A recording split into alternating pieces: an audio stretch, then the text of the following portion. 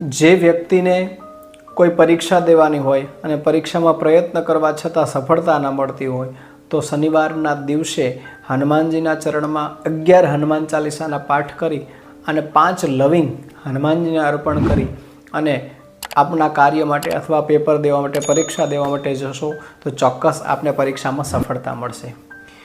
કોઈ નાનું બાળક છે, રાત્રે નિંદ્રામાંથી જાગી જાય છે, ઝબકી જાય છે, રાત્રે ઉઠીને રોવા લાગે છે, તો એના માટે સંધ્યાના સમયે એની ઉપરથી 3 લવિંગ ઉતારી અને સળગાવી દેવાના છે.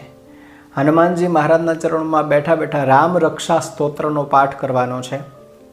માતા પિતા કોઈ પણ કરી શકે છે. બીજા નંબરની વાત, બાળક ઝબકી જાય તો કાળા ઊનનો દોરો લેવાનો છે, 7 ગાંઠ મારવાની, 7 હનુમાન ચાલીસાના પાઠ કરવાના અને એને ગળામાં ધારણ કરાવવાનો છે, જેના દ્વારા જે બાળકમાં તકલીફ થાય છે રાત્રે નિંદ્રામાં એ દૂર થશે.